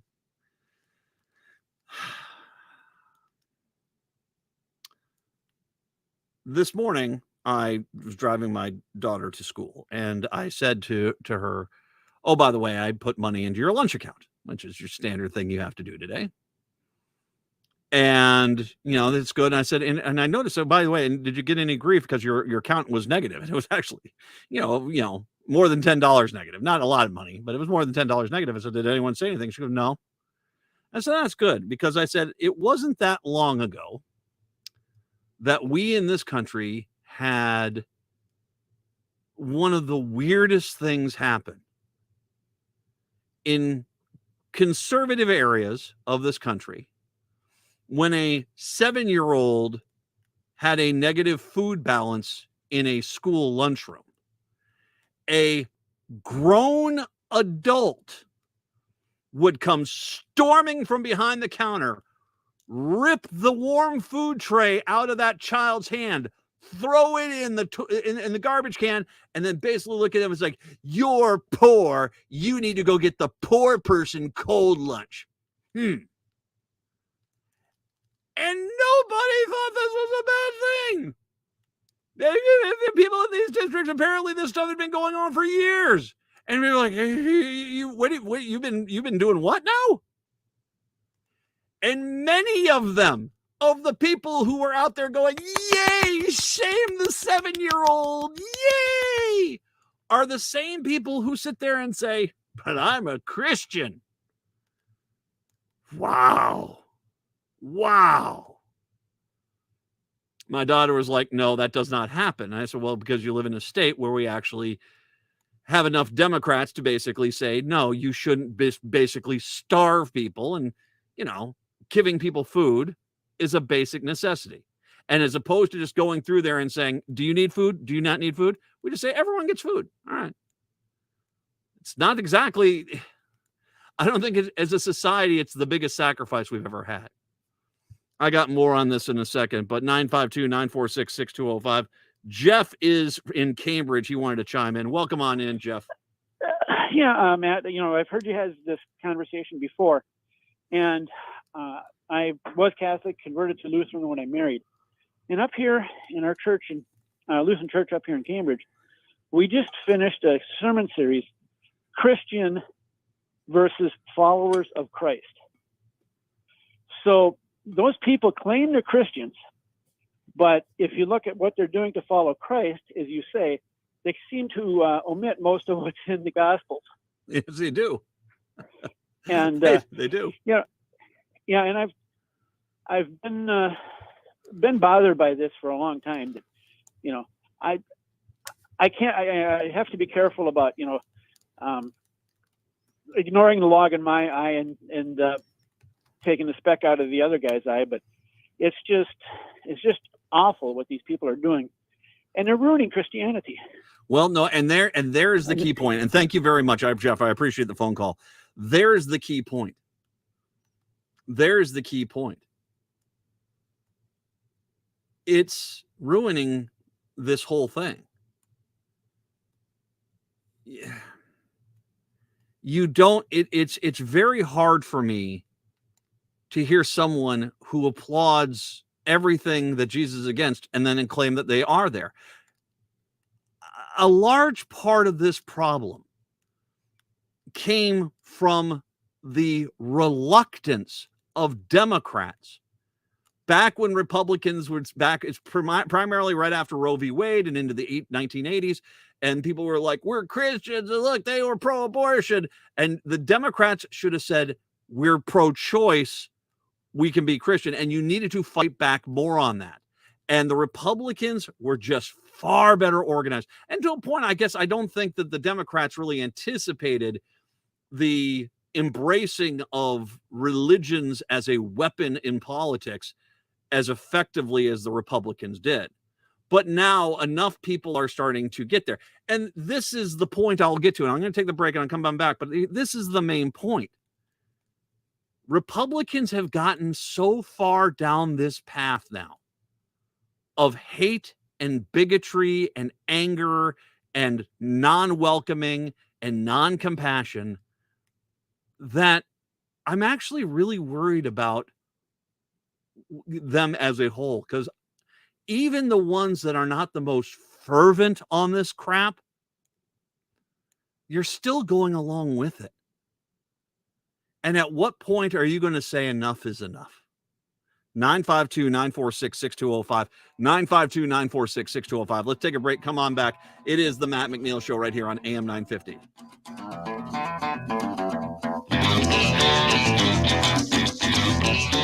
Hey, it's Tom letting you know that affordable energy storage has arrived with a solar battery from All Energy Solar. A solar battery works by storing excess electricity generated by your solar panels. You can then use that energy later.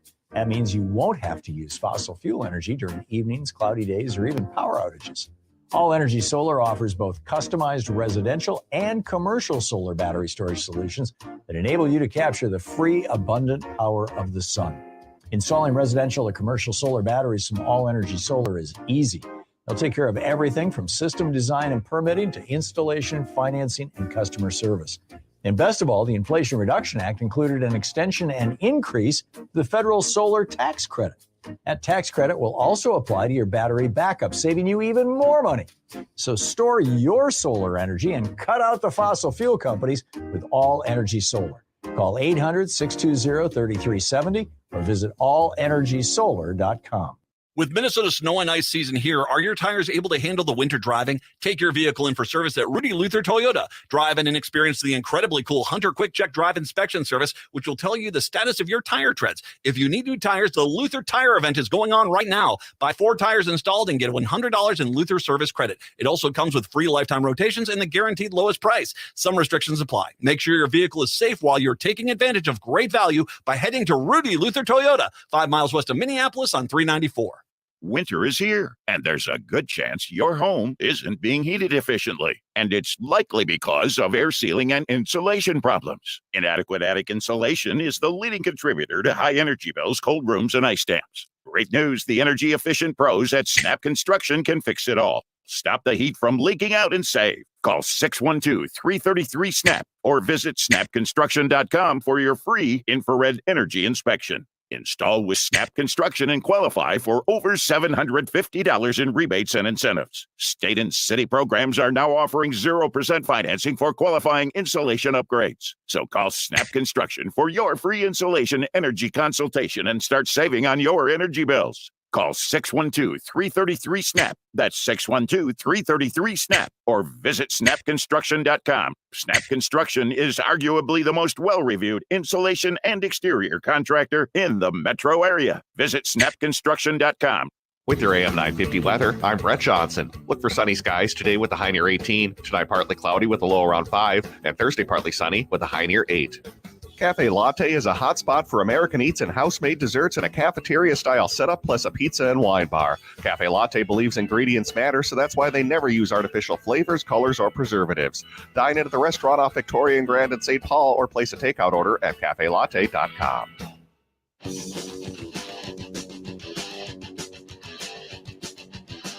AM 950, the progressive voice of Minnesota. It's the Matt McNeil Show. So, Republicans, you guys are going down a real ugly path. And I think part of why this has resonated with me today is the passing of Dave Durenberger, who I have no problem praising, because frankly, I wish there were some Democrats that had as bold of a Democratic proposals as Dave Durenberger did when as the Republican back in the 1980s. It is hard to see where the Republican Party is today. A party which says, yeah, sure, we're shaming 7 and 8 year olds in the lunchroom, but they deserve it. And they should know their parents are responsible. I want you to stop. I want you to stop and step back. These are Christian people who are basically eagerly wanting to have a stranger humiliate them in front of the schoolroom and then tell them it's because you're parents that I'm embarrassing you. Wow. But that is basic Republican blah right now. That is the basic Republican. God, the ugliness of it all. I saw a story. This was from just a few hours ago in Tennessee. A conservative school principal lost an appeal to get her job back after she'd been fired for dragging a 5th grade special education student 500 feet down a hall. Her argument for abusing this child was she wasn't provided with proper guidance, so she dragged the boy. The abusive principal was named Helen Campbell. Conservatives, this is where you're getting at. You're yanking books off of bookshelves now. You are openly being racist, and you're not even trying to hide it now. I mean, look at DeSantis. My God, you're not even trying to hide it. You're just openly being racist. For God's sakes, earlier today on a hearing about the PPP, Marjorie Taylor Greene questioning someone who got PPP funds. Can you tell me how much money went to CRT? And the guy goes, CRT? It's a racist curriculum used to teach children that somehow their white skin is not equal to black skin and other things. Sweet Jesus.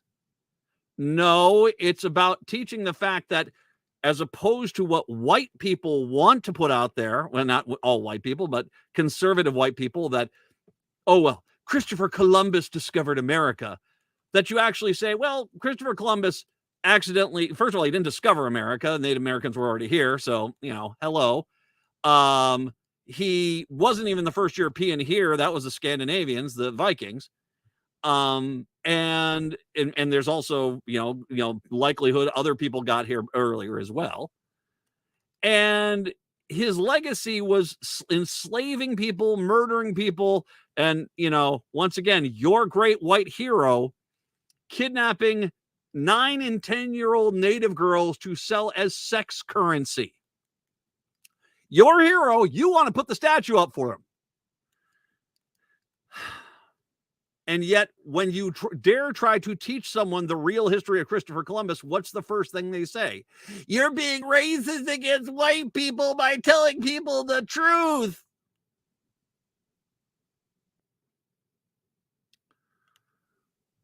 You guys are on a real bad path here. You are. I weep for you guys. I feel sorry for you.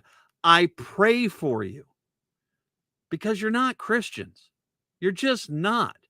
Don't get me wrong. I know that you in your community will go to your church, and if you find out someone in your church is having some problems, you're probably a very decent human being. Oh, how can we help? Is there a meal train? Is there a website I can donate to? Great.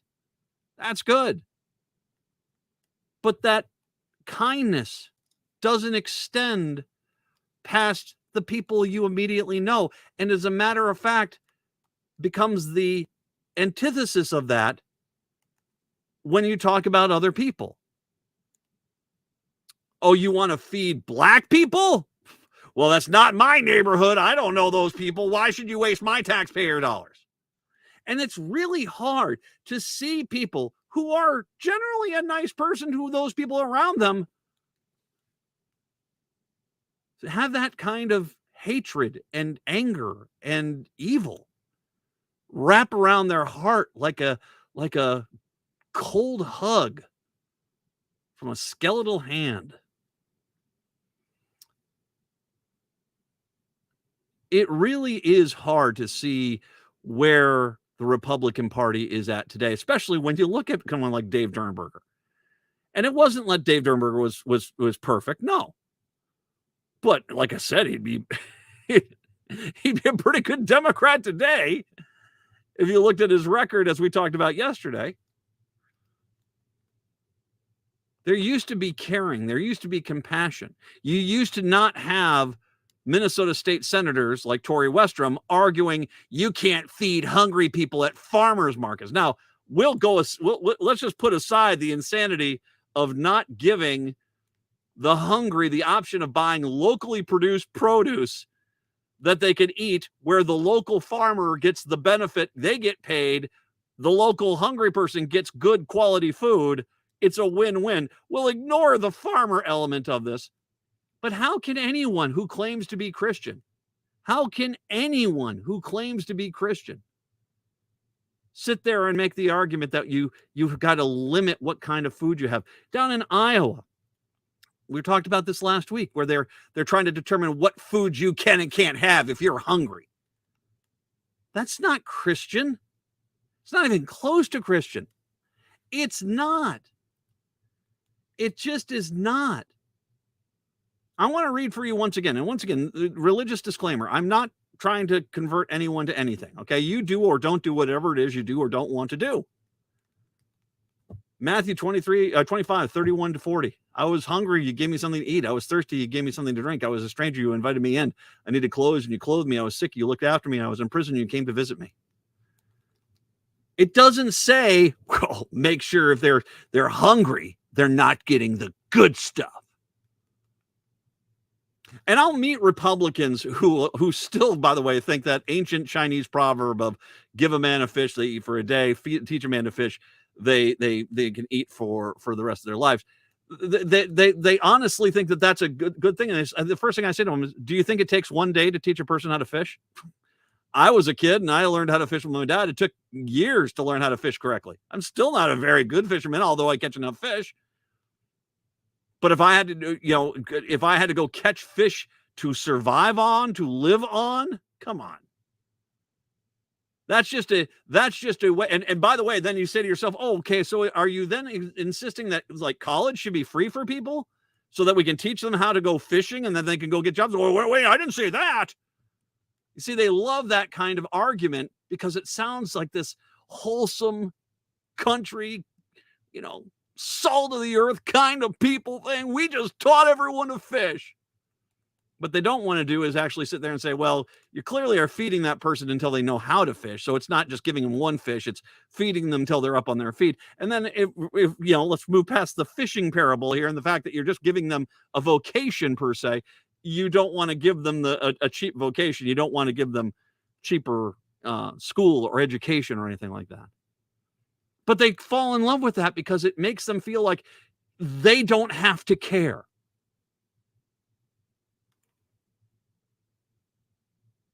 They don't have to care. And that, at the end of the day, is the modern Republican's real religion.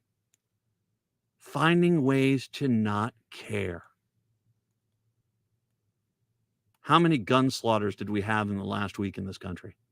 How many gun slaughters did we have in the last week in this country? Sane people, Christian people, would be demanding that we do something to try to solve this slaughter of American citizens that is an epidemic at this point. Not Republicans. They do thoughts and prayers. Why? Not because that does anything, but it absolves them from having to care anymore. You see, I gave you thoughts and prayers. Yeah, but that didn't do anything. But it did something for me. So I can now ignore your plight and act like I did something. Ta-da! The modern Republican Christian. And by the way, the Bible's on my side on this one. I got to tell you the truth. It really is. It really is. I was hungry and you gave me something to eat. I was thirsty. You gave me something to drink. I was a stranger. You invited me in. I needed clothes and clothed me. I was sick and you looked after me. I was in prison. You came visit me. And I know that right now, as I've tied all you Republicans out there who like to, don't you dare question me about my religion. Now that I'm pointing out the fact that the joke that your religion has become, the joke that your humanity is, the joke that your compassion is, are saying, well, I don't know why you're holding me to this religious standard. I'm holding you to this religious standard because it's the first thing you mention all the time. How many freaking Republicans can you go to their social media pages and the first word up there is Christian? Bull. You don't care. And no, Christianity is not about just making sure you ignore the plight of others so that you don't see how much that you are violating biblical teachings. I talked earlier this show about the Crown Act, and we used to be. I would like to believe that if Dave Durenberger was in the Minnesota Senate, and this had come on out, and an idiot stood up and started screaming about, well, even though I can't point to any discrimination, some people called me ugly, so we need to protect me because I have a beard. I would like to think that Dave Durenberger, the Republican, would have stood up and said, we have actual real discrimination we're trying to fight here. Sit down and stop with your childish behavior. I'd like to think that. And as a matter of fact, I'd probably put some solid money on that would be the case, that he would have done that. But the reality is that these people are so broken. It really is tragic. And I don't think they realize how far down the rabbit hole they've gone at this point. I don't think they realize it. It's the guy that you go to the bar with, who's always out there and always saying these things, and slowly but surely that circle of friends starts to diminish. You go into a bar and look at that 50-year-old guy that's sitting by themselves. Back when they were 20, 25 years old, they were probably sitting with a whole bunch of people. But they have slowly and surely just pushed everyone away and gotten ugh. That's where you are, Republicans. That's where you are. So if I can make a suggestion, just a good suggestion for you, go home and read your Bible. Don't have to go too deep into it. Just go through Matthew, Mark, Luke, and John, and not skip it. Go read Matthew, Mark, Luke, and John. You claim to be Christians.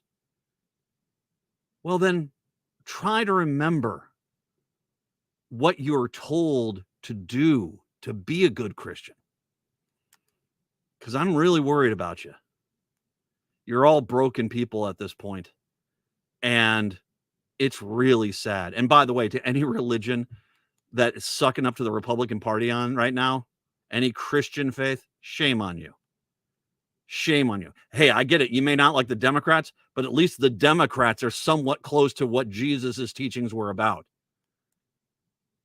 You guys are, I don't know what you guys have become, but a bunch of heretics. Now, once again, my disclaimer. You do or don't do whatever it is you do or don't want to do. I'm a Christian, and it makes my heart ache to see where Christianity has gone today, thanks to the Republican Party. 952-946-6205, 952-946-6205. We'll take a break. Come on back. It's the Matt McNeil Show right here on AM 950.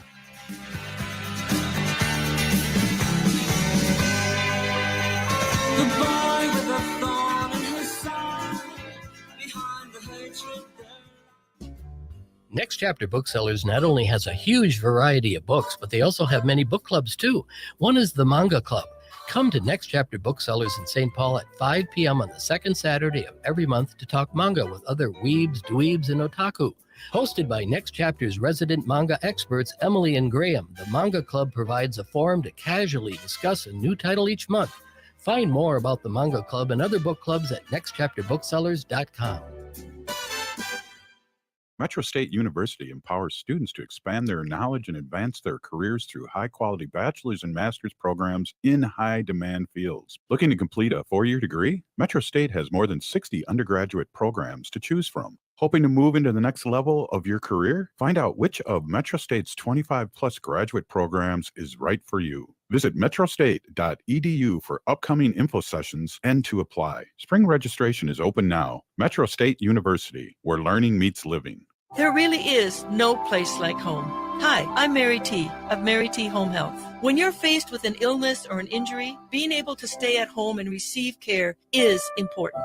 Our home health offers a wide range of services, including skilled nursing, physical, occupational, and speech therapies, aides, homemakers, in-home respite care, and 24/7 live-in care. We'll work closely with your primary care provider to come up with an individualized plan for you. Learn more today at marytinc.com. This is Ross Stadheim, partner at MJSB Employment Justice. When you've been wronged at work or something just doesn't feel right, it's hard to know what to do next.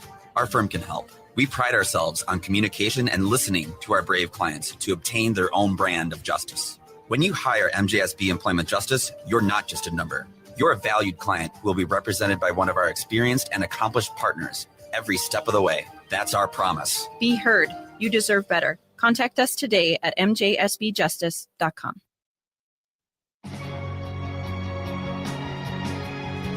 AM 950, the progressive voice of Minnesota, the Matt McNeil Show, 952-946-6205, 952-946-6205. Rich is in Lakeville, wanted to chime in today. Hey, Rich, thanks for holding. Hi, Matt. Thank you. And I really, really enjoy your show. Thanks for doing it for us. Thank you very much, sir. One thing I'm a little bit confused on is the transportation bill that President Biden has come forth with. And doesn't each state is going to get allotted so much money for roads and bridges, et cetera? Because I'm a little confused because, like, the mayor of St. Paul is, trying to set up a tax to raise more money. And so Governor Walz is putting out, millions or whatever it's going to be for our roads and bridges. I get a little confused on that. Do you know how that works? Because for years, and thanks for the phone call. I appreciate it. And thanks for the nice words. For years, Republicans have, through funding shenanigans, trimmed infrastructure, and not just transportation, but airports, bridges, roads, all that stuff, but all infrastructure, sewer lines, drainage lines, stuff like that. They have trimmed and trimmed and trimmed because it was an easy budget line to trim. It was something that, we don't have to spend another money for another 20 years. We'll make it 25. We'll make it 30. We'll make it 40. Oh, that project it's got to be done. Well, now you got to do it cheaper. And after 30, 35 years, 40 years of Republicans basically arguing, and like I said, their whole argument, they took transportation, which used to be a unified policy, and turned it into a road construction versus everything else war. But the funny thing is the Republicans had no intention of funding the roads as they needed to be funded. This was all just basically to derail it. Now, don't get me wrong. The roads to where the Republican donors are, immaculate. Those roads are well paved. They're taken care of. Out those wealthy suburbs, you can get into town. There's not even a pothole. My God, is it delightful. Now, there might be some potholes now, but needless to say, their entire transportation policy was to basically build the bare minimum they had to and not spend any more. A great example of this is you remember when they were going to shut down the Crosstown Commons and rebuild that, and they were going to reopen it with the same exact amount of lanes coming into it and going out of it, which everyone said, but isn't that going to still create the problem? And they basically, because their whole goal was not to spend the money to fix the problem, it was to basically put a little shine and polish on there and act like it was not going to be a big deal. When the 35W bridge collapsed, what was Carol Molnau's first plan was to basically build the cheapest bridge she possibly could. That was not going to be expandable, not going to have any capacity for mass transportation in the future, anything like that. It was basically about doing it the cheapest they could, because that's what Republicans have done. And because of that, and because of decades of that, we're in a real freaking mess right now. And so, the Biden can put forward a ton of money for infrastructure and roads and transportation. It's not nearly enough. It's not nearly enough. We need a massive infusion of money to get roads and bridges and sewer lines and electrical lines and gas lines and power lines, all of this back up to where it needs to be. Because as it's been played the political football, then it's hurt us all. And so that's the problem. And so, yeah, you're right. You're hearing from a lot of people saying, I need transportation money. Well, that's because, frankly, Republicans have stopped legitimate transportation spending for the last 50 years, and we've now got to clean up their mess. We've got to wipe their caboose like we always have to. Native Roots Radio, I Am Awake. That's coming up here in the 6 o'clock hour. Have a good one. We're back on a Thursday. Till then, see ya. Hey, it's Patrick. February is the month for love, but when was the last time you gave your carpet the